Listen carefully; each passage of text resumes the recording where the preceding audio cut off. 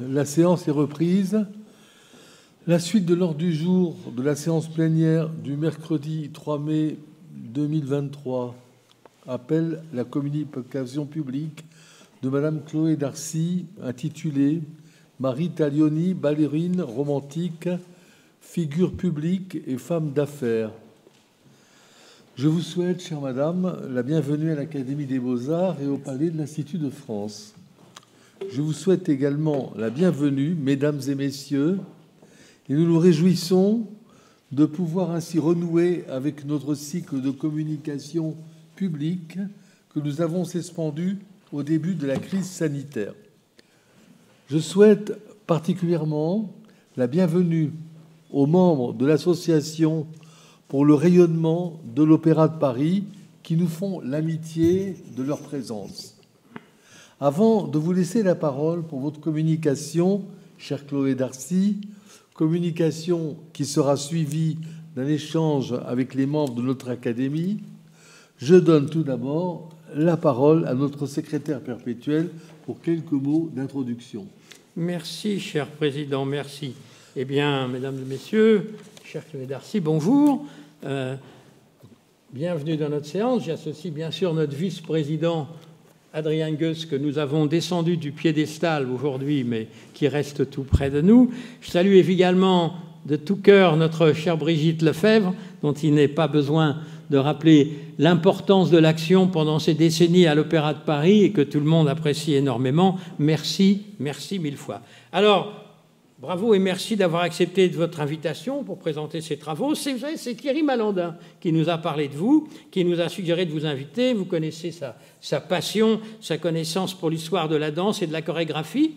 Et je dois vous dire d'ailleurs que pour ceux qui ne sauraient pas, je vous invite sur le site de l'Académie à regarder le discours magistral qu'a fait Thierry lors de sa réception sous la coupole. C'était formidable. Il avait en plus la grande qualité de parler de tout le monde sauf de lui. Je crois d'ailleurs savoir que le fonds de dotation Malandin pour la danse a généreusement soutenu la publication de l'ouvrage que vous avez récemment consacré à Marie Taglioni aux presses universitaires de Bordeaux.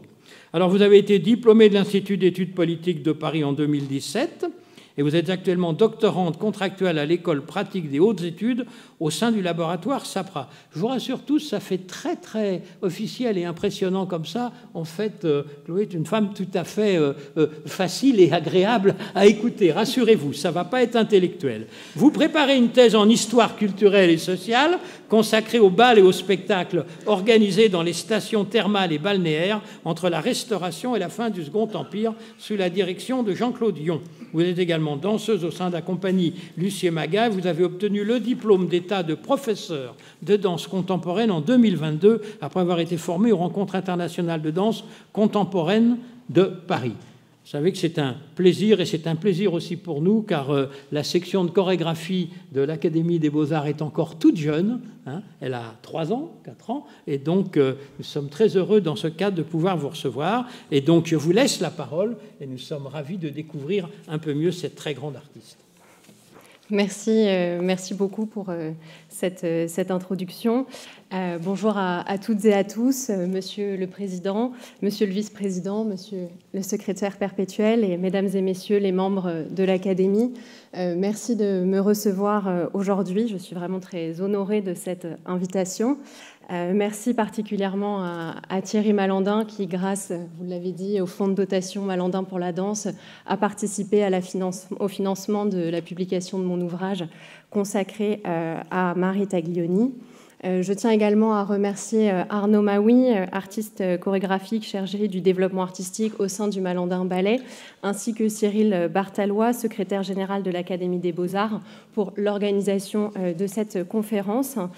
Et puisqu'on est dans les remerciements, je remercie les autres institutions liées à la publication de mon ouvrage, à commencer par la maison d'édition, les presses universitaires de Bordeaux et donc l'université Bordeaux-Montaigne, également l'école doctorale de l'école pratique des hautes études, ainsi que le laboratoire SAPRAT et l'association Mnémosyne pour le développement de l'histoire des femmes et du genre, qui ont toutes participé donc au financement de cet ouvrage. Et merci enfin à l'ensemble des auditeurs et auditrices venus nombreux aujourd'hui pour assister à cette communication consacrée donc à Marie Taglioni, nous l'avons dit. Alors, le 1er juillet 1844, dans son feuilleton du journal La Presse, Théophile Gautier rend compte avec admiration d'une soirée donnée au bénéfice de Marie Taglioni à l'Académie royale de musique de Paris. Cette soirée s'inscrit, c'est à la fin de la carrière de Marie Taglioni, elle s'inscrit dans le cadre d'une grande tournée d'adieu. Et je cite plusieurs extraits de cet article que vous avez, si vous voyez sur les écrans. La représentation au bénéfice de Mademoiselle Taglioni a eu lieu samedi.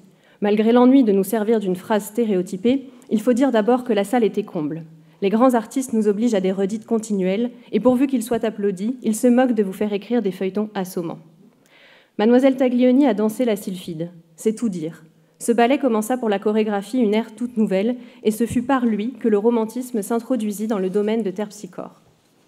La sylphide est devenue la personnification de Mademoiselle Taglioni. Son talent s'est résumé dans ce type qu'elle a eu le bonheur de rencontrer au début de sa carrière. Quelle grâce fine et légère, quelle douce et tendre coquetterie dans ce pas où elle se cache, se montre tour à son amant terrestre. Et aussi quelle chasteté froid, quelle douleur lorsqu'emprisonnée dans les plis du voile donné par la méchante sorcière, elle voit tomber à ses pieds ses ailes qui lui étaient bien inutiles, mais dont la perte entraîne sa mort. La représentation s'est terminée par un acte de la jolie fille de Gand, où la bénéficiaire a encore dansé un pas. Elle a été redemandée plusieurs fois, applaudie à outrance, bombardée de bouquets, un desquels, par parenthèse, nous est tombé sur la tête. Donc cet article est particulièrement élogieux. Il rend hommage à la grande ballerine qu'est Marie Taglioni à l'aube de sa retraite. Il contient différents éléments permettant d'affirmer que la ballerine est une vedette, une star, même si ce terme, à première vue, peut paraître anachronique. Théophile Gautier nous renseigne sur le succès de l'artiste, un succès qui se manifeste dans le théâtre, par les applaudissements du public, par l'envoi de bouquets, mais également un succès qui est relaté dans la presse. Le critique nous donne également quelques qualités artistiques de Marie Taglioni, les spécificités qui nous permettent de comprendre ce qui sont les particularités de sa danse, qui font qu'elle est qu'une vedette, une étoile qui peut s'ériger au-dessus des autres danseuses. Et donc cet article va me servir un peu de fil conducteur pour une partie de ma communication, mais j'irai au-delà sur certains aspects. Marie Taglioni, quelques éléments biographiques, même si bien sûr je vais consacrer toutes les prochaines minutes à parler d'elle, est une ballerine professionnelle, donc, mais également chorégraphe et pédagogue d'origine italo-suédoise, née en 1804 et morte en 1884. Son père est Philippe Taglioni, lui-même danseur et maître de ballet, issu d'une famille de danseurs, danseuses et maîtres de ballet italiens. Sa mère est également artiste, c'est une musicienne professionnelle, Sophie Karsten, fille d'un ténor réputé à la cour suédoise, Christopher Karsten. Donc, Marie Taglioni est dans une famille d'artistes, elle n'avait pas vraiment le choix que d'entrer dans la profession artistique, tout comme son frère Paul Taglioni, qui sera également danseur et maître de ballet. Et d'ailleurs, jusque dans la seconde moitié du XIXe siècle, être une enfant de la balle, être née dans une famille d'artistes, est le moyen le plus sûr d'entrer dans le monde du théâtre et surtout d'y réussir. Marie mène une carrière internationale de danseuse, donc, entre 1827 et 1847. Puis, dans les années 1860 et 1870, elle est professeure de danse théâtrale et de société, mais je n'aurai pas le temps de développer cet aspect aujourd'hui. Sa carrière débute à Vienne et elle est marquée par deux engagements de longue durée, de 1828 à 1837 à l'Académie royale de musique de Paris et de 1837 à 1842 à Saint-Pétersbourg, au Théâtre impérial. Et ensuite, en parallèle de ces engagements et puis sur la fin de sa carrière, de 1842 à 1847, elle a des engagements plus courts dans différentes capitales européennes. Elle voyage avec ses parents tout au long pendant la plupart de sa carrière, et son père est son principal maître de ballet. Bien qu'elle ait interprété de nombreux rôles, Marie Taglioni est associée à un ballet en particulier, La Sylphide, cité par Théophile Gautier, ballet créé en 1832 à l'Opéra de Paris, chorégraphié par son père, œuvre qui marque l'avènement de la technique des pointes en danse et également l'avènement de l'esthétique romantique dans les ballets produits par l'Académie royale de musique. Pour étudier cette danseuse vedette, qui est Marie Taglioni, dans le cadre de mon mémoire de Master 2, j'ai principalement travaillé à partir du fonds Taglioni, disponible à la bibliothèque Musée de l'Opéra, fonds très riche qui se compose de documents personnels des Taglioni et de Marie en particulier, des contrats d'engagement, des lettres écrites par elle, qui lui sont adressées de la part de différents impresarios et directeurs de théâtre européens, les agendas de son père, des notes plus ou moins à main levée qui comprennent les relevés de représentation qu'elle a donnés, des relevés de comptes, elle tient ses comptes, Marie Taglioni. Voilà, donc un ensemble de documents, son testament aussi. Et ce fonds très riche a été complété aussi par la consultation de documents administratifs, de son dossier personnel conservé aux archives de l'Opéra, elle-même conservée aux archives nationales. J'ai également lu des articles de presse, des mémoires de contemporains et de contemporaines des Taglioni et un ensemble d'ouvrages consacrés à l'histoire de la danse et du ballet. Dernier document à mentionner lorsqu'on travaille sur Marie Taglioni, ses souvenirs qu'elle a rédigés vraisemblablement dans les années 1870 et dont une édition critique a été réalisée. Elle ne les publie pas de son vivant, une édition critique a été réalisée en 2017 par le chercheur Bruno Ligor. En partant du texte de Gautier cité en introduction et complété donc par tous ces documents qui sont un peu les notes de bas de page que je ne dirai pas à l'oral, je vous présenterai dans un premier temps les spécificités de la danse de Marie Taglioni. Dans un second temps, je m'intéresserai davantage à sa visibilité médiatique, elle qui était une star à son époque. Et dans un troisième temps, je m'intéresserai à une dimension du parcours de Marie Taglioni non évoquée dans l'article de Théophile Gautier, et bien la gestion de sa carrière. Donc nous verrons tour à tour Marie Taglioni danseuse, Marie Taglioni vedette et Marie Taglioni femme d'affaires, trois visages complémentaires qui ne peuvent en réalité pas fonctionner l'un sans l'autre, trois visages complémentaires donc de Marie Taglioni. Mais commençons donc par la Marie Taglioni danseuse, et donc entrons tout d'abord dans le studio de danse, puisque pour parvenir à l'excellence soulignée par Théophile Gautier, eh bien Marie Taglioni reçoit d'abord évidemment une solide formation artistique. Cette formation démarre à Paris au milieu des années 1810. À ce moment-là, Sophie Karsten Taglioni est seule, je le précise, avec ses enfants. Philippe Taglioni, son mari, voyage en Europe au gré des différents engagements qu'il a. Et donc, à ce moment-là, Marie Taglioni est inscrite à la classe du professeur Jean-François Coulon, ancien danseur de l'Académie de musique de Paris et dont est pédagogue renommé. Sa classe est vraiment incontournable pour les danseurs et danseuses qui espèrent débuter un jour à l'Académie royale de musique. La classe de Coulon sa pédagogie est fondée sur les principes de force, de résistance d'une part, et d'autre part sur la recherche d'élévation. L'arabesque et les pointes, qui sont des éléments constitutifs de la technique de la danse romantique, sont expérimentés dans les classes de Coulon, entre autres. Et quoique Marie Taglioni n'ait pas toujours été très assidue à ses leçons, elle confie volontiers dans ses souvenirs préférer partir se balader avec une amie plutôt que d'aller à ses cours de danse, elle a tout de même bénéficié dans une certaine mesure de l'enseignement du pédagogue. Dans le même temps, Marie Taglioni développe auprès de sa mère une danse plus personnelle et une grande sensibilité musicale. Lorsqu'elles reçoivent des invités à leur domicile, donc, Sophie et Marie Taglioni se produisent devant leurs invités. Sophie, qui est une musicienne professionnelle, joue de la harpe et Marie danse. Et donc, à ce sujet, Marie Taglioni écrit dans ses souvenirs « J'avais aussi l'habitude, lorsque ma mère jouait de la harpe, de me mettre à danser et à mimer. Mes inspirations venaient d'après le sentiment de la musique, et ce sentiment m'est toujours resté.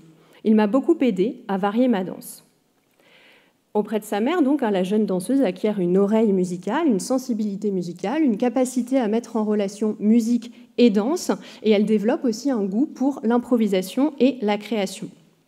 Selon l'historienne Vanina Olivesi, ce que Marie Taglioni expérimente dans ce cadre mère-fille est essentiel pour façonner sa singularité artistique.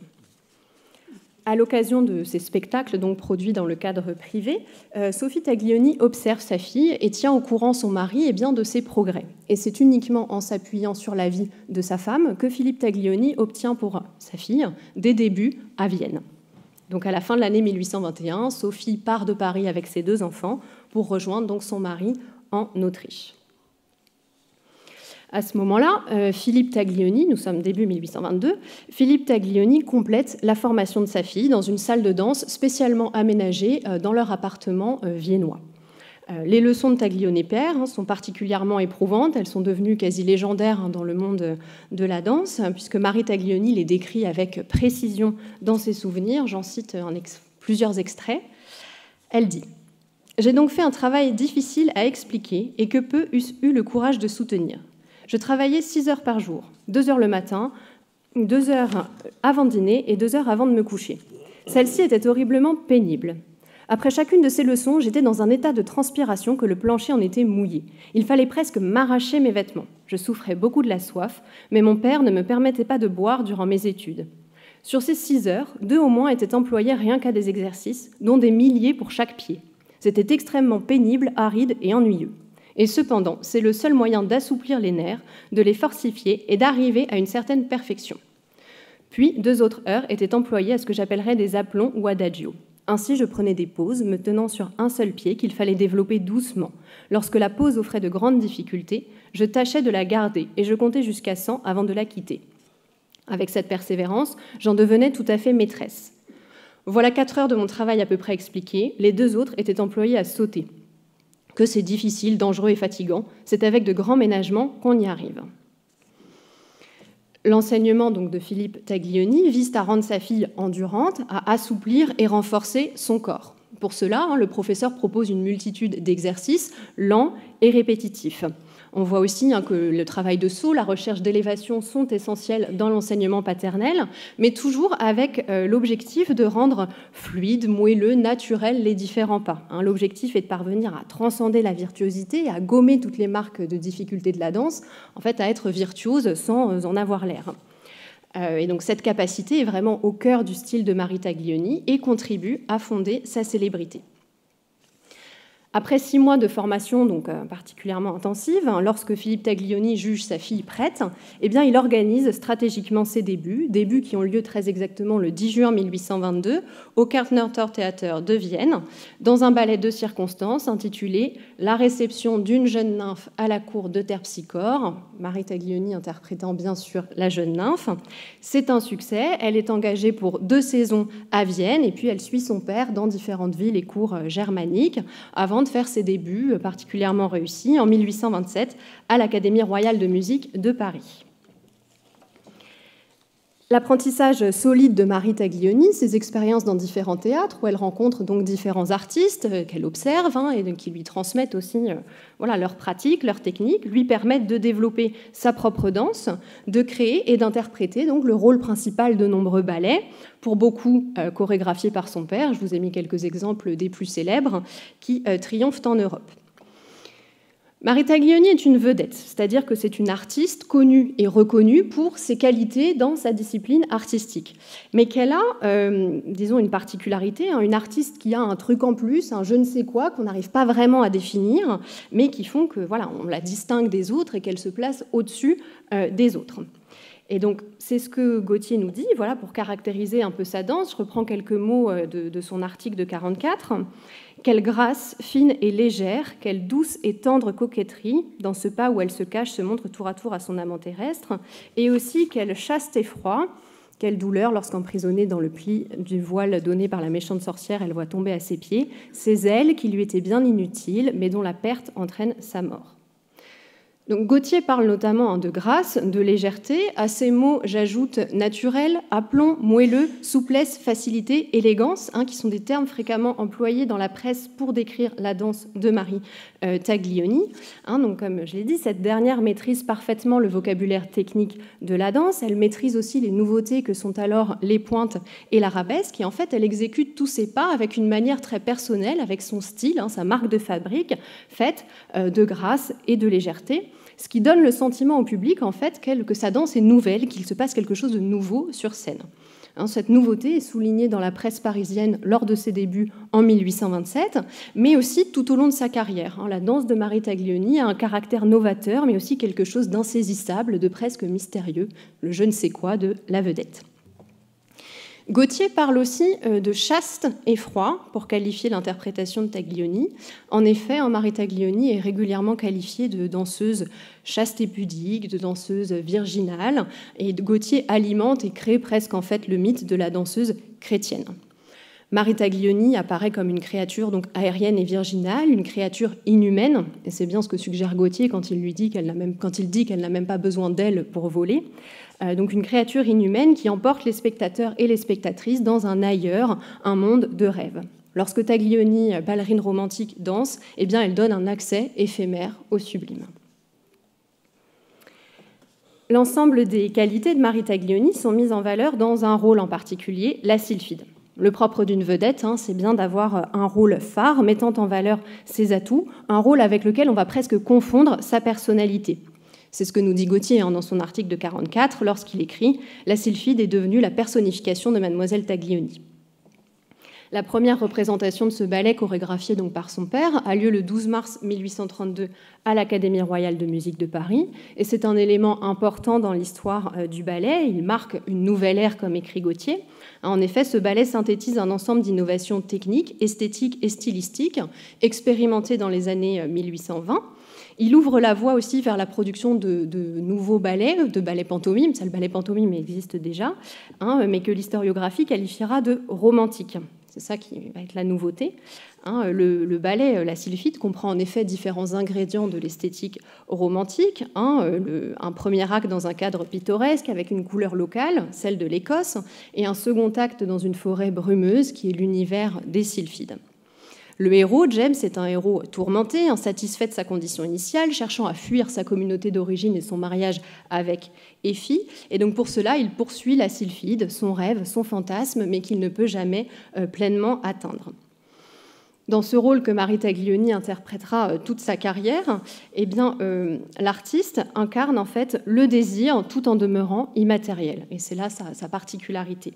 L'artiste donne un sens aussi esthétique aux pointes qui ne constitue plus une simple prouesse technique, mais deviennent véritablement l'attribut de la créature éthérée, une créature qui touche à peine le sol, les fleurs du bout des orteils, et qui s'envole aussi avec ce nouveau pas qu'est l'arabesque. Et tous ces éléments ont notamment été montrés par les travaux de Sylvie Jacquemioche. Cependant, comme nous y invite la chercheuse en danse Francesca Falcone, il faut voir Marie Taglioni aussi au-delà du mythe de la sylphide. La présenter uniquement comme une ballerine chaste, brillant dans le rôle de créature immatérielle, est une vision un peu réductrice de l'artiste, qui possède en réalité une palette artistique beaucoup plus large. Selon Francesca Falcone, Marie Taglioni est une ballerine éclectique, capable de varier les registres, de varier sa danse en fonction des rôles qu'elle interprète, mais aussi en fonction des différents pays dans lesquels elle se produit. Par exemple, ses qualités de pantomime sont soulignées dans la presse pétersbourgeoise, analysée par Francesca Falcone. Les ballets romantiques, en effet, mettent en scène donc effectivement des créatures éthérées, mais aussi des intrigues qui se situent dans des univers plus exotiques, avec un goût particulièrement prononcé pour l'Espagne ou un Orient complètement fantasmé. Et Marie Taglioni interprète aussi ce type de ballet. Par exemple, avec son père, il crée en 1838 La Gitana à Saint-Pétersbourg, ballet qu'elle danse ensuite pendant tout le reste de sa carrière, et dans lequel elle joue donc le rôle d'une gitane et interprète de nombreuses danses de caractère. Autre exemple, en Russie, les Taglioni remontent une version de la Katyusha, qui est une danse d'inspiration espagnole, dans laquelle s'est illustrée sa pseudo-rivale Fanny Elsler en 1836 à Paris. Et Fanny Elsler est, dans les représentations, censée incarner l'inverse de Marie Taglioni, c'est-à-dire la danseuse terrienne, la danseuse sensuelle. Mais donc Marie Taglioni se réapproprie aussi ce type de danse. Donc, Marie Taglioni a certes un rôle phare, la sylphide, mettant en valeur sa parfaite maîtrise technique des pointes et de l'arabesque, sa grâce et sa légèreté, mais elle est capable de se renouveler, de briller dans des rôles variés, ce qui est le propre d'une grande artiste. Marie Taglioni a du succès dans ses rôles. Théophile Gautier relate, toujours dans ce même article de 1844, l'enthousiasme débordant de la salle de l'Académie en 1844. Donc, la danseuse est rappelée à plusieurs reprises, elle est bombardée de bouquets, elle est applaudie à outrance, et dans ses souvenirs, Marie Taglioni affirme aussi plusieurs fois avoir été particulièrement fêtée et gâtée par le public, faisant aussi, quand même, parenthèse, son autopromotion à cette occasion. Mais les acclamations qu'elle reçoit, l'admiration dont elle est l'objet, ne se limitent pas au moment du spectacle. Elle est amenée à être connue aussi par des personnes qui, a priori, ne sont pas censées la connaître, qui ne l'ont pas vue danser à l'Académie royale de musique ou ailleurs. puisqu'en effet, la période romantique est un moment qui marque l'accélération du développement de la célébrité grâce à l'essor de la presse, mais aussi à l'amélioration des techniques de reproduction et de diffusion des images. C'est ce qui m'amène donc à ma deuxième partie de ma communication. Mary Taglioni, vedette, a une visibilité médiatique, pour employer un terme contemporain. C'est une figure publique, pour reprendre l'expression de l'historien Antoine Lilti. Donc, comme étoile, Mary Taglioni est particulièrement applaudie lors des spectacles, mais ses admirateurs et ses admiratrices s'intéressent aussi à elle et l'acclament en dehors de la salle de spectacle. À l'issue d'une représentation donnée à Vienne en 1840, son père note par exemple dans son agenda que bien une foule la suit en criant « Vive Taglioni » tout au long du trajet qui la ramène jusqu'à son hôtel. Et la danseuse reçoit tellement de bouquets de fleurs qu'elle est obligée de les relancer par la fenêtre de sa voiture à la foule. Voilà. Et une brochure publiée en 1844, une brochure anonyme proposant une biographie de la danseuse, raconte que, à Vienne toujours, de jeunes membres de la noblesse autrichienne auraient enlevé les chevaux de la voiture de Mary Taglioni pour prendre la place des chevaux et la raccompagner eux-mêmes, à son hôtel. Donc, même si ce type de récit peut être exagéré, voire complètement fictif, il montre bien que l'engouement, la fascination dont Mary Taglioni est l'objet, et surtout qu'elle fait couler l'encre, qu'on parle d'elle. Certains fervents admirateurs, que l'on pourrait presque qualifier de fans, vont même jusqu'à lui écrire pour lui déclarer leur flamme. En mars 1833, elle reçoit par exemple les mots suivants, je donne quelques extraits d'une lettre. « Mon admiration pour vous vaut du délire. Vous régnez sur ma vie et votre charmante image préside à tous mes songes. On dit que l'absence de ce qu'on aime est un remède contre l'amour, mais cela n'est pas vrai, car depuis plus d'un mois que je suis privée du bonheur de vous voir, ma passion ne fait qu'augmenter chaque jour, avec le chagrin de ne plus vous admirer. La seule consolation qui me reste loin de vous, mademoiselle, c'est d'être assurée que je souffre pour la plus belle et la plus gracieuse personne qui fût au monde. Plaignez un homme si jeune encore qui meurt victime d'un amour sans espoir et pour qui il eût été si doux de vous donner le titre d'épouse. »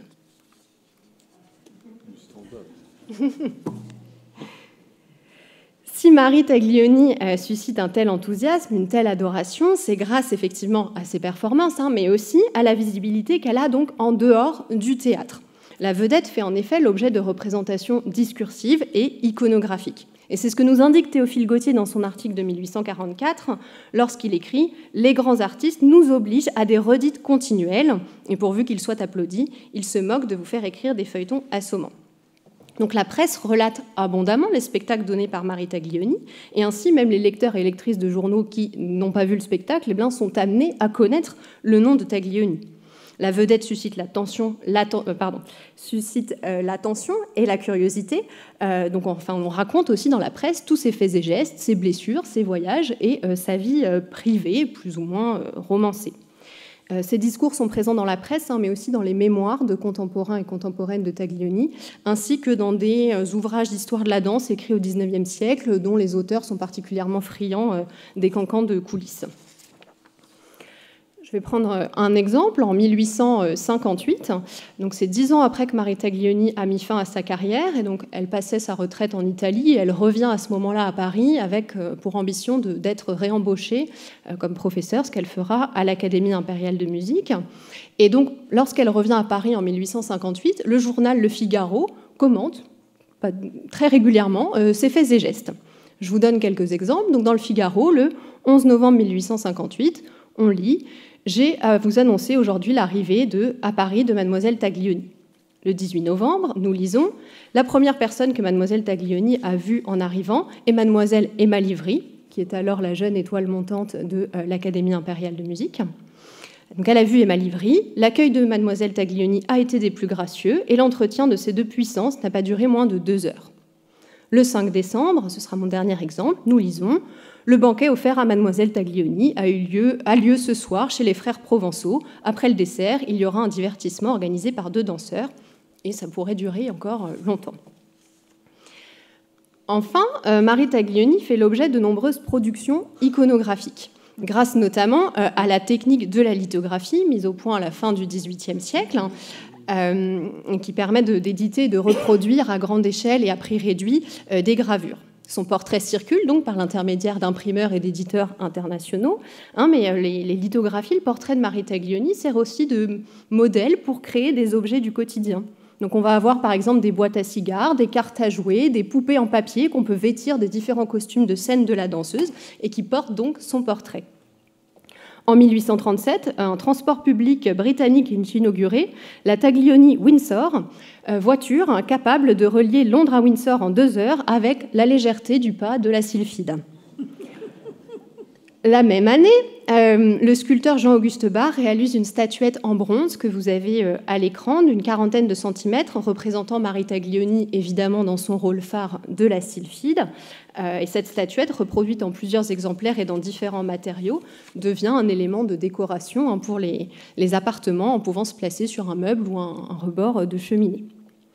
En 1839, ce sera mon dernier exemple, la revue La Sylphide, journal des modes, de littérature, de théâtre et de musique, voit le jour. Son directeur, Hippolyte de Villemessant, présente cette revue comme l'ombre de Marie Taglioni métamorphosée en journal. Et cette revue a entre autres pour ambition, Villemessant l'explique dans le premier numéro, de relater des confidences sur la vie et le talent intime des artistes qui ont tant de succès. Donc là, finalement, la boucle est bouclée. On a une revue créée à l'effigie de Marie Taglioni, une revue diffusant son image, comme vous le voyez sur la couverture du premier numéro, et une revue produisant des discours sur la vedette, dont Marie Taglioni. Et lors d'un rendez-vous, là je fais une transition un peu personnelle, lors d'un rendez-vous avec mon directeur de mémoire de master, Jean-François Sirinelli, Jean-François Sirinelli m'a dit, voilà, c'est bien beau d'être une vedette, une ballerine romantique, mais comment est-ce qu'on paye ses factures ? Donc c'est une question très pragmatique, mais qui en fait est essentielle, puisqu'elle invite aussi à penser le contexte économique et politique dans lequel se produit la danseuse. Et ça rappelle que Marie Taglioni est une danseuse professionnelle, c'est-à-dire qu'elle vit grâce à la danse. Ses qualités artistiques lui seraient quasiment inutiles si elle n'était pas capable d'administrer sa carrière, de négocier des conditions de travail qui lui sont avantageuses. Elle ne serait pas une vedette, elle n'aurait pas une telle visibilité si elle ne travaillait pas aussi à façonner son image. Et donc c'est cet aspect que je vais traité dans la troisième partie de ma communication, même si effectivement Théophile Gautier n'en parle pas dans son article. En 1831, pour donner un élément un peu de contexte, alors que l'engagement de Marie Taglioni arrive à échéance à l'Opéra de Paris, un nouveau directeur arrive, le docteur Véron.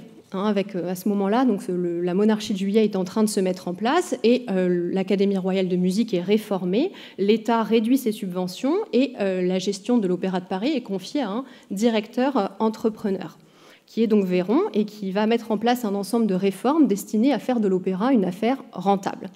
Il fait des coupes budgétaires et surtout il mise sur la mise en avant de vedettes lyriques et chorégraphiques pour attirer le public et pour diffuser une image glorieuse de l'institution dans la presse, lui qui est particulièrement influent aussi dans le monde de la presse. Et donc Marie Taglioni est son étoile pour de la danse à partir de 1831. Elle signe à l'opéra un nouveau contrat particulièrement avantageux pour 6 saisons. Son père est également recruté comme maître de ballet. Et de manière très pratique, un des avantages qu'elle a, c'est un salaire particulièrement élevé, 30 000 francs annuels, alors que les autres premiers sujets à l'époque, les autres premières danseuses, gagnent 10 000 francs annuels maximum. De 1831 à 1837, donc avec ce nouveau contrat avantageux, les Taglioni disposent de conditions de travail stables, propices à la création, et ce sera le cas aussi lorsqu'ils seront engagés pour 5 saisons à Saint-Pétersbourg, et ces contrats de longue durée leur permettent de créer leurs grands ballets phares avec lesquels ils partiront ensuite en tournée à travers l'Europe. Sur cette gestion de carrière, je précise autre chose. Philippe Taglioni est, en partie du moins, responsable de l'élaboration du contrat parisien avantageux. Et au début de la carrière de sa fille, c'est effectivement lui qui administre la carrière de sa fille, qui négocie les premiers contrats. Mais cette domination paternelle, sur le plan pratique tout du moins, va s'estomper au fil du temps. Philippe Taglioni a dispensé une solide formation à sa fille, une solide formation artistique, mais dans le but qu'elle puisse en tirer des bénéfices concret afin qu'elle puisse, grâce à la danse, assurer son avenir et celui du reste de la famille. Donc, dans cette perspective, son père lui a aussi transmis son sens des affaires, son réseau, pour que donc Marie Taglioni puisse prendre son destin en main et porter avec elle la famille. Le travail de la danseuse femme d'affaires en coulisses est composé d'un ensemble de tâches quotidiennes. Marie Taglioni répertorie par exemple avec précision les spectacles qu'elle donne. Vous avez voilà, un exemple du bilan qu'elle dresse de sa première saison passée à Saint-Pétersbourg. Donc elle note les dates, les ballets ou les pas dansés, le numéro de la représentation, et puis des commentaires voilà, lorsqu'elle a reçu des cadeaux par exemple. Ce suivi lui permet de vérifier le respect de son contrat, puisqu'un contrat prévoit toujours un nombre de représentations particulier. Marie Taglioni tient également ses comptes avec attention. Dans ses archives, il y a un ensemble de notes via lesquelles elle accuse réception du paiement.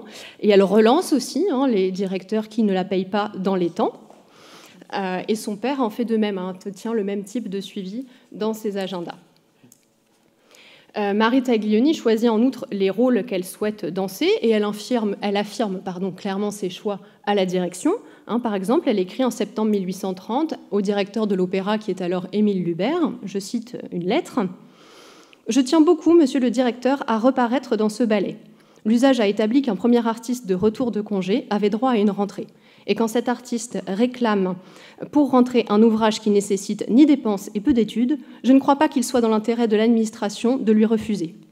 Je vous prie, monsieur le directeur, d'ordonner la mise en scène de Flore et Zéphyr. Je suis prête, depuis que je vous l'ai demandé, à me rendre aux répétitions. » Donc elle affirme ce qu'elle veut, et ça tout au long de sa carrière.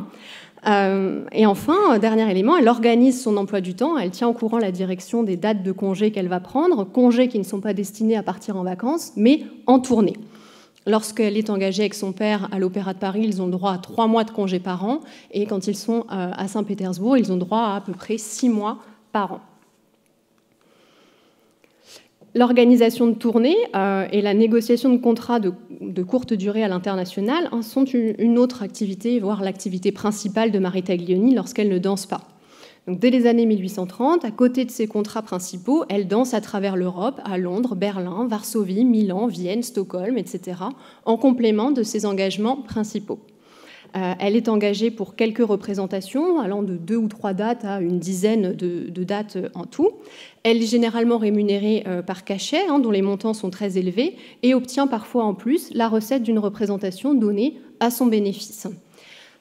Et à partir de 1842, lorsqu'elle quitte Saint-Pétersbourg, elle ne dansera plus que ponctuellement sous ce format de contrat de courte durée. Et je précise que, bien sûr, tous les artistes n'ont pas le droit à ça au XIXe siècle. C'est vraiment le privilège de quelques vedettes. Et progressivement, donc, ce n'est plus le père, mais bien la fille qui gère ses engagements. Marie Taglioni est directement sollicitée par les directeurs de théâtre. Elle leur écrit aussi, elle échange avec eux, elle pose ses conditions de travail. Ses lettres, c'est vraiment « j'arrive tel jour pour tant de représentations à tel prix. Est-ce que c'est bon? Répondez-moi vite parce que je pars dans 3 jours de Saint-Pétersbourg. » Et je caricature à peine. Voilà. Et donc elle prend pour elle des engagements, mais aussi elle porte avec elle le reste de sa famille. Par exemple, en avril 1837, elle danse quelques jours au Grand Théâtre de Rouen, et l'engagement qu'elle signe seule concerne aussi son frère Paul Taglioni et sa belle-sœur, la danseuse Amalia Galster Taglioni. Et le contrat que signe Marie lui garantit 1 000 francs par représentation, 1 000 francs d'indemnité de voyage et 50 francs par jour passé sur place, tandis que Paul et Amalia doivent se partager la somme totale de 1 000 francs. Donc elle est la star, elle est la chef des négociations, donc en général c'est elle qui est la plus avantagée par ses contrats collectifs. La présence de Paul, son frère, est néanmoins importante pour elle puisqu'il a été formé à l'école paternelle Taglioni, donc la dure école de la danse, et donc il est un partenaire, un bon partenaire pour qu'elle puisse remonter ses ballets phares. Philippe Taglioni, pour sa part, devient presque dépendant de sa fille pour faire danser ses ballets et obtenir ses propres contrats de maître de ballet. Le contrat qu'il signe en 1838 avec le Théâtre impérial de Saint-Pétersbourg, par exemple, précise qu'il devra composer tous les pas destinés à sa fille, que ses congés devront coïncider strictement avec ceux de sa fille, et que si l'engagement de sa fille était rompu, eh bien le sien cesserait aussi automatiquement. La danseuse femme d'affaires n'organise bien évidemment pas seule non plus toutes ses tournées à l'international. Son père la seconde, il est vraiment son collaborateur. Et pour ses engagements en Angleterre, elle s'appuie également sur l'impresario Arthur Seguin. Arthur Seguin, leur correspondance est assez abondante et en fait, il la tient au courant de l'actualité théâtrale londonienne. quels sont les succès et les échecs notables à Londres, qui est engagé dans quel théâtre, pour quel prix, et il lui transmet aussi les propositions, il est l'intermédiaire avec différents directeurs de théâtre. Et donc Marie Taglioni ne suit pas toujours ses recommandations, mais ça lui permet de savoir, donc d'être au courant de ce qui se passe pour mieux négocier ensuite ses contrats de son côté. Si Marie Taglioni a la capacité de négocier des contrats avantageux, c'est bien sûr parce qu'elle est une artiste douée, mais aussi parce qu'elle entretient un important réseau à l'échelle européenne. Et ce réseau se compose en premier lieu de directeurs de théâtre, comme Benjamin Lumley, qui prend la tête du Her Majesty Theatre de Londres en 1842. Et dans leurs lettres, c'est assez amusant parce que se mêlent échanges d'informations professionnelles et de nouvelles personnelles. Et quand Marie Taglioni négocie avec lui, elle ne manque pas de lui rappeler leur amitié, surtout lorsqu'ils ne sont pas d'accord. Je cite un extrait de lettre datant de mars 1847. « Je demandais pour 12 représentations le même prix que toujours, et vous demandez une part de bénéfice. Je vous laissais le maître de fixer la somme qui m'en reviendrait. Ces prétentions, vous voyez, étaient plus que raisonnables et bien moindres qu'on me proposait ailleurs. Vous avez bien raison de compter sur mon amitié, mon cher monsieur Lumley, puisque c'est ce qui m'a empêché de conduire avec le Covent Garden pendant mon séjour encore à Londres. Et si depuis je n'ai pas accepté l'engagement qu'a accepté mademoiselle Fanny Elsler de 25 représentations au même prix que j'ai de vous, rien ne pouvait m'en empêcher, si ce n'est la vérité des sentiments que je vous ai toujours témoignés. » On voit bien là qu'elle est au courant de l'actualité théâtrale londonienne. Et donc elle termine. « J'espère aussi que de votre côté, monsieur Lumley, ce ne seraient pas des sentiments moins véridiques et que je recevrai dans peu de jours une réponse précise et satisfaisante pour tous deux. » Le réseau de Marie Taglioni s'étend également à d'autres personnalités du monde théâtral, des artistes et des critiques dramatiques. Elle cultive ses relations aussi en organisant des réceptions à des moments clés souvent de son parcours. Par exemple, en août 1836, alors qu'elle a été longtemps absente de la scène parce qu'en fait elle était enceinte de son premier enfant, et bien quelques jours avant son retour, son père note dans ses agendas qu'elle reçoit à dîner les journalistes Jules Janin et Joseph Méry, le directeur de l'opéra Henri Duponchel, le chef d'orchestre Abnec et les compositeurs Halévy et Adolphe Adam, donc sans doute pour préparer un retour dans de bonnes conditions. Enfin, Marie Taglioni et son entourage prêtent attention aux représentations iconographiques la concernant, aux images qui circulent, et favorisent aussi la circulation des images. Au début de l'année 1837, Philippe Taglioni note dans ses agendas qu'Auguste Barre a commencé à réaliser la fameuse statuette de sa fille en sylphide. Et Marie Taglioni offre un exemplaire de cette statuette à Frédéric Guillaume III de Prusse et au tsar Nicolas Ier de Russie. En outre, Marie Taglioni est attentive aux récits qui la concernent et qui sont publiés dans la presse. Elle tente aussi d'influencer ces récits, par exemple pour promouvoir un spectacle qu'elle va donner, ou encore pour rectifier des propos dégradants tenus à son égard ou à l'égard de son père. Son amant, le poète Eugène Desmarres, l'assiste dans cette tâche à la fin des années 1830. Lorsque les Taglioni sont engagés en Russie, Eugène Desmarres correspond régulièrement avec les journalistes et hommes de théâtre parisiens, Joseph Méry, en ténor et Constantin Joly. Il raconte avec profusion les succès que Marie Taglioni obtient en Russie et il les prie, je cite juste là quelques extraits mis en gras, il prie ses amis de faire un bon article avec beaucoup de détails, un article devant être reproduit partout, pour que Paris soit au courant des succès de Marie Taglioni en Russie.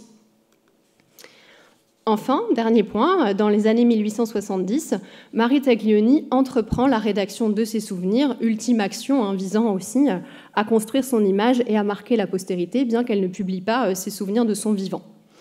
Elle écrit avec humour, avec lyrisme, et elle raconte en particulier l'histoire de sa famille et ses premières années en tant que ballerine professionnelle. Elle est l'artisane de sa propre légende. Elle se présente avant tout comme une artiste pour qui la danse est un plaisir, presque un jeu pour lequel elle présente rapidement des prédispositions, mais une artiste aussi assez honnête et réaliste, consciente de ses défauts, honnête vis-à-vis de ses enfantillages, et une artiste surtout qui travaille beaucoup pour arriver au plus haut niveau. La description détaillée qu'elle donne des classes de son père et des artistes, de la danse des artistes qu'elle a pu observer témoigne de son regard de pédagogue expérimenté, puisqu'elle a enseigné la danse pendant près de 20 ans à la fin de sa carrière. mais en fait, elle ne met pas en avant cette qualité de pédagogue. On la décèle, mais elle ne la met pas en avant.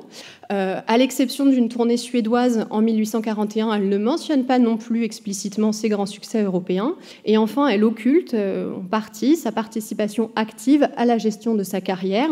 Et donc peut-être qu'elle fait preuve ici de la modestie et de la réserve conforme à son rang et à son sexe. En revanche, elle vante beaucoup les mérites de sa famille, et en particulier, elle cultive une image très flatteuse de son père, certainement pour contrer une bonne fois pour toutes l'ensemble des récits calomnieux dont il a été l'objet pendant leur carrière commune. J'arrive au bout. Pour synthétiser et conclure un peu mon propos, je vais reprendre en 4 points qui est Marie Taglioni, même si on l'a dit, mais pourquoi est-ce qu'il est intéressant aussi de l'étudier. Donc tout d'abord, on le redit, effectivement, c'est une danseuse, une très grande danseuse, qui est un peu une des premières à parfaitement maîtriser la technique des pointes. Elle incarne le mythe de la danseuse étoile en tutu blanc, mythe dont il faut quand même savoir se détacher pour l'étudier correctement. Mais par sa parfaite maîtrise technique, par sa capacité à faire oublier les difficultés de la danse, eh bien, elle contribue aussi à légitimer la danse comme pratique artistique professionnelle. L'occasion de dire aussi, c'est mon deuxième point, donc Marie Taglioni a été une grande pédagogue. Elle a travaillé de 1859 à 1870 à l'Académie impériale de musique de Paris comme inspectrice des classes et professeure de la classe de perfectionnement.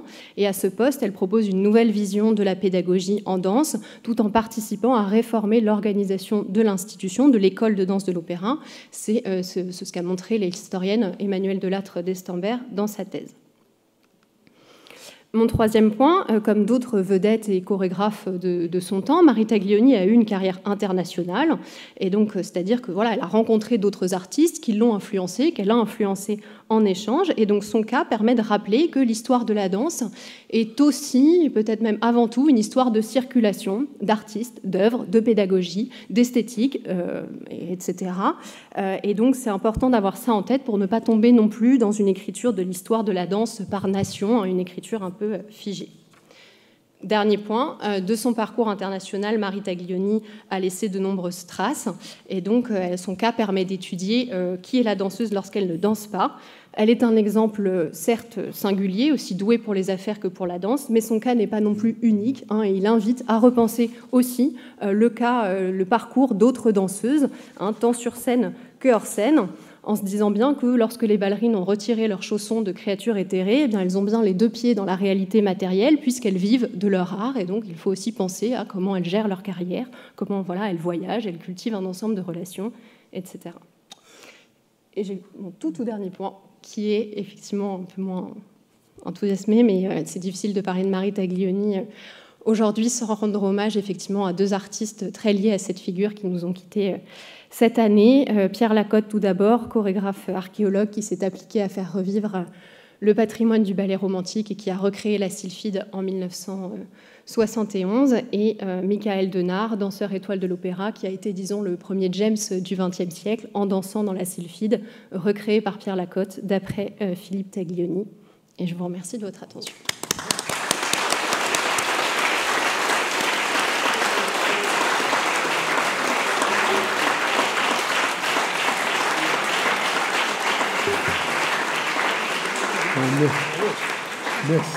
Merci Chloé Darcy pour cette intervention très brillante et admirablement construite. J'imagine que dans le public il y a des questions. Il y a beaucoup de public et il y a beaucoup de questions. Peut-être que notre secrétaire je vais lancer la bagarre. En vous écoutant, j'essayais d'imaginer la tête de Thierry Malandin avec un de ses danseurs qui l'appellerait en lui disant « Je te préviens, je rentre de congé et je veux faire tel rôle ». Ce serait assez amusant quand même, ça a un peu changé. Je voulais vous demander, comme professeur, est-ce qu'elle a fait école, est-ce qu'il y a des danseurs célèbres ou danseuses qui sont sortis de son enseignement? Est-ce qu'il y a des gens qui ont ensuite continué cet enseignement après sa disparition? Alors là, je vais répondre aussi pas que comme professeur, mais c'est quand Pierre Lacotte parle des personnes avec qui il a travaillé. Entre autres, c'est vrai qu'il y a toute une filiation artistique de transmission, et une des personnes importantes, il y a Christian Johansen, qui est un danseur d'origine suédoise que Marie Taglioni fait recruter à Saint-Pétersbourg, et donc qui est son dernier partenaire. Et du coup, Christian Johansson va un peu... Elle lui enseigne pas la danse, mais il danse avec elle, et donc il va un peu contribuer à transmettre la danse de Taglioni. Et voilà, et c'est via une autre enseignante, et dont là, je suis désolée, le nom m'échappe, mais certaines personnes réaideront peut-être ici, voilà, que aussi on va pouvoir avoir accès à sa danse. Et lorsqu'elle est à l'Académie royale de musique impériale à ce moment-là de Paris, effectivement, elle est professeure, elle a beaucoup d'élèves, mais il n'y en a pas, il me semble, qui vont se réclamer directement de Taglioni. Après, par contre, la Cresse va construire des discours, et notamment la jeune Emma Livry que j'ai citée, qu'elle rencontre en 1858. Mais ça, c'est aussi une question de discours, mais on la présente vraiment comme son héritière, comme la nouvelle Taglioni. Mais ça ne marche pas puisque Emma Livry meurt très jeune, brûlée sur scène. Donc finalement, cette héritière... Mais techniquement, qu'est-ce qu'elle a apporté de si nouveau? Qu'est-ce qui était si différent? Sa façon de faire. Non, mais c'est vrai, c'est que finalement, il y a effectivement la maîtrise des pointes, où on oublie que finalement, elle monte sur pointe. Enfin, c'est marrant parce que dans ses souvenirs, elle décrit une danseuse qu'elle voit monter sur pointe et qui utilise ses bras, et donc elle trouve pas ça pas très joli. Et donc Taglioni, elle, réussit à monter sur pointe. Si j'ai bien compris, c'est non seulement la technique des pointes, mais des chaussons. Et puis, bon, aujourd'hui, ça a une résonance très forte avec la sylphide, un certain lien entre la féminité et la légèreté. Et c'est une féminité qui exprime le rêve et quelque chose qui sort du poids. Oui, c'est ça, quelque chose. J'avais une question à vous poser. Je suis pas. Quel est le lien qui s'établit donc au XIXe siècle avec tout de même l'école russe, c'est-à-dire qui n'est pas rien dans la technique chorégraphique? Comment ça se passe? Parce qu'ils sont à la fois ici et ils sont à Saint-Pétersbourg. Et nous avons un très grand ballet, mais il y a tout de même tout le mythe de l'art et de la technique chorégraphique russe. Comment ça se passe, ce lien entre la France et la Russie? Grande question, qui fait l'objet de thèses, de beaucoup de discours et d'ouvrages. Il y a Petit Pas aussi. Oui, Petit Pas qui arrive après. C'est justement par ces échanges. Hein, c'est que, voilà, si vous voulez répondre aussi, Brigitte Lefebvre.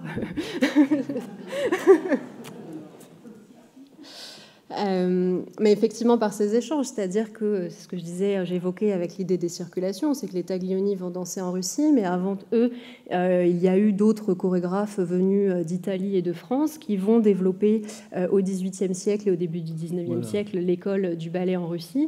Et donc c'est par ces échanges, par ces circulations donc que l'école se développe. C'est international, et voilà, c'est qu'il y a des danseurs formés à l'Opéra de Paris, formés à Milan, qui vont en Russie, qui contribuent à former aussi des danseurs en Russie, et puis après les danseurs formés en Russie viennent aussi faire des tournées dans le reste de l'Europe et donc influencer, apporter leur répertoire. Et alors une dernière question avant que le public n'en pose, de beaucoup plus intéressante. Tout de même, il y a quelque chose qui apparaît de très fascinant, et je pense que c'est sûrement un de vos sujets de recherche, c'est-à-dire le contexte de la contrainte et de la douleur dans la formation de la technique du danseur qu'on retrouve dans le père et la fille. Il n'y a pas de révolte psychanalytique, c'est totalement fusionnel et il y a une contrainte, et je crois qu'il n'y aurait pas eu la fille sans le père. Donc tout de même, c'est très, et ça ne s'arrêtera jamais. C'est un lien qui est, c'est une technique qu'on a dans les formations des jeunes virtuoses en Russie. Et on ne peut pas laisser un virtuose tout seul. Il est suivi d'une manière qui n'a rien à voir avec la création de l'autonomie de l'enfant.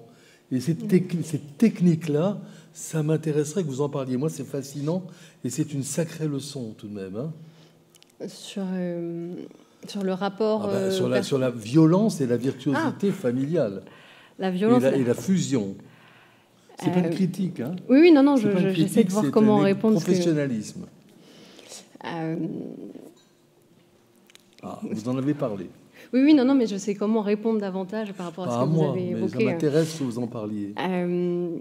Donc effectivement, oui, vous dites qu'il n'y a pas de rébellion. Effectivement, Marie Taglioni et son père restent proches, et donc ils collaborent en fait. Son père la forme de manière difficile, mais C'est vrai que dans ses souvenirs, quand elle raconte ce travail difficile pour mettre en avant... Boire, tout ça, oui, ouais, mais elle explique qu'une fois elle boit et qu'elle se sent pas bien, elle est malade, et donc du coup elle se rend compte que son père avait eu raison, qu'il fallait pas boire pendant les leçons. Donc finalement c'est vrai que dans ses souvenirs, elle dit bien, elle donne raison à son père pour tout, mais parce qu'ils sont quand même un clan assez fort, hein, ils tournent ensemble à travers l'Europe pour montrer leur spectacle ensemble, et donc il n'est pas question de se... Non, c'est vraiment une famille d'artistes qui voyagent, qui produisent ces spectacles ensemble, et donc il n'est pas question de disloquer le clan Taglioni, ou en tout cas de ne pas le montrer. Ça, après, pas dans les coulisses, mais... Et c'est pour ça que quand finalement elle devient plus célèbre, notamment à Paris, un ensemble d'articles vont critiquer son père, dire qu'il est mauvais chorégraphe, que s'il réussit, c'est que grâce à sa fille. Eh bien, elle, dans ses souvenirs, et même avant dans la presse auprès de ses correspondants, dit non, elle montre ses talents, et donc ils créent leur image de marque ensemble. Mais en fait, le père doit à la fille doit au père, et pour moi, c'est vraiment une collaboration entre les deux, plus que le père qui déplace sa sylphide. Mais alors, vous savez, voilà, quand on voit le monde du lyrique, par exemple, que nous connaissons bien dans l'opéra, quand on voit par exemple une chanteuse comme Kathleen Battle, très, très grande chanteuse, où Claudio Abbado m'expliquait que quand elle est venue à Berlin, on a envoyé la voiture, il y avait encore le vieux chauffeur de Karajan pour aller la chercher à l'aéroport, et qu'au bout de 10 minutes, le chauffeur a reçu, donc, qui allait vers Berlin, un appel de la Philharmonie de Berlin qui avait au téléphone l'agent de Kathleen Battle à New York qui demandait si le chauffeur pouvait baisser la clim. C'est-à-dire qu'il ne serait pas venu à l'idée de dire « Monsieur, est-ce que vous pouvez… » Non, il fallait qu'elle appelle. Et qu'ensuite, ça a été un tel délire de caprice et de tout ça que finalement, c'est quelqu'un qui, avec cette extraordinaire chose, a quand même été tout d'un coup banni du maître d'un ensemble d'opéra tellement c'est insupportable. On connaît bien beaucoup de, pas seulement des femmes d'ailleurs, de chanteurs qui ont comme ça de grands rôles, qui ont des caprices absolument insensés. On n'a pas du tout la même sensation dans la danse quand même. C'est-à-dire probablement parce que c'est une espèce d'école de discipline tellement monstrueuse. Est-ce qu'une Taglioni aujourd'hui pourrait écrire, est-ce qu'une danseuse aujourd'hui pourrait écrire au directeur de l'opéra comme écrivait Taglioni? Est-ce que quelqu'un a une puissance à ce point-là? C'est une question de compositeur, mais c'est, on a des... Oui, tu dis? Donc c'est-à-dire que les danseurs peuvent être aussi casse-pieds que les chanteurs parfois? Allume ton micro. Les danseurs ont moins de notoriété aujourd'hui, mais ceux d'hier, quelqu'un comme Nureyev, il ne se laissait pas faire. Oui. Une Carla Fracci, elle ne s'est jamais laissée faire. Sylvie Guillem, je pense qu'elle avait certaines exigences. Hein. Les temps, c'est changé, mais ça existait, bien sûr. Oh, je suis sûr que Brigitte a bien connu ça. Il y a Claude de Vulpian aussi qui est là, grande étoile, pédagogue, d'ailleurs a dansé à Sylphide magnifiquement. Mais non, je pense que je ne suis pas tout à fait d'accord avec toi Thierry, je suis d'accord sur des personnalités et sur des souffrances qui se manifestent aussi d'une manière ou d'une autre. Et puis, mais je pense qu'elles ne l'écriraient pas, certaines ne l'écrivent pas mais le font. C'est une chose un petit peu... C'est-à-dire que c'est pas tout à fait la même chose. Ça s'instaure dans une forme de dialogue. Mais je voulais me permettre, madame, oui, peut-être, et de rejoindre une chose que vous venez de dire, parce que Vénas, pour le président, c'est amusant ce que vous dites par rapport à la psychanalyse et la relation que l'on voit avec des maîtres, des grands professeurs, que ce soit en musique, et d'ailleurs on parle beaucoup de la danse, mais vous avez parlé des instrumentistes, c'est très dur, et c'est souvent plus tôt encore. Mais c'est amusant, je me retourne vers toi, Claude. Je veux dire que souvent, et avec beaucoup d'affection, les professeurs appellent leurs élèves « mes filles ». C'est mes filles. C'est bien, parce que ça montre une grande affectivité, mais parfois on peut s'interroger. Et d'ailleurs, maintenant qu'il y a un débat là-dessus, moi je m'y inscris avec beaucoup de prudence, mais avec attention malgré tout. Et puis une autre chose pour finir, et que vous n'avez pas eu le temps d'aborder, mais que j'ai trouvé intéressant aussi dans l'histoire des Taglioni, c'est Bournonville.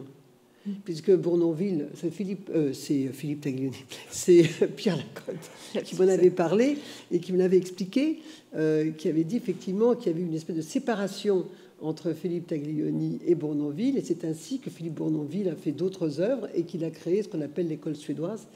Et ce que je trouve très intéressant dans ce que vous avez dit, et dans cette époque, c'est que Dieu sait si nous sommes heureux de notre style français, mais il y avait quand même quelque chose qui circulait, quoi. Oui, oui. Et ça, je trouve ça très joli. Ça me plaît beaucoup. Oui, oui. Oui, et puis c'est vrai que Bournonville, dans ses mémoires, voilà, dit effectivement l'admiration qu'il a eue pour la sylphide et comment il a voulu finalement créer autre chose. Et il permet aussi d'envisager les circulations et de revoir quelques mythes, entre guillemets, par exemple, quand il parle du professeur très réputé aussi à Paris, Auguste Vestry, qui est présenté dans la presse parisienne, notamment comme professeur différent de Philippe Taglioni, qui propose un style très sensuel, qui demande aux danseuses d'être très sensuelles, et donc Marie Taglioni ne serait pas du tout de cette école-là. Et en fait, Bournonville explique dans ses mémoires que Vestry est un professeur qui sait aussi s'adapter à ses élèves, et que les grandes étoiles, dont Taglioni, vont aussi prendre ses cours justement pour progresser. Voilà. Merci d'avoir... C'est passionnant, ce sont des sujets... Il y a beaucoup de monde ici. On va être obligé de se quitter. Je vous remercie vraiment une nouvelle fois, madame, pour cette très brillante, vraiment brillante et passionnante intervention. Et très synthétique sur un sujet très vaste. Vous avez très aimablement accepté de signer votre livre dans le salon de conversation qui jouxte cette salle et où la librairie de l'Institut a installé un petit point de vente. Alors, je remercie aussi, mesdames et messieurs, pour votre présence. Vraiment, le monde n'est plus celui d'il y a 3 ans. Vraiment, c'est formidable. Et j'en profite pour vous informer que 2 autres communications publiques seront encore programmées avant la suspension estivale de nos travaux. Nous recevrons ainsi madame Pascale Bernheim le mercredi 7 juin à 17h, qui viendra nous parler des activités de l'association Musique et Spoliation qu'elle préside. Et madame Patricia Iovine viendra le mercredi 28 juin à 17h faire une intervention sur notre regretté confrère Marcel Marceau, dont nous célébrons cette année le 100e anniversaire de la naissance. Alors, je rappelle enfin à mes consoeurs et confrères que la prochaine séance de notre académie se tiendra mercredi 10 mai à 15h. La séance est levée. Merci.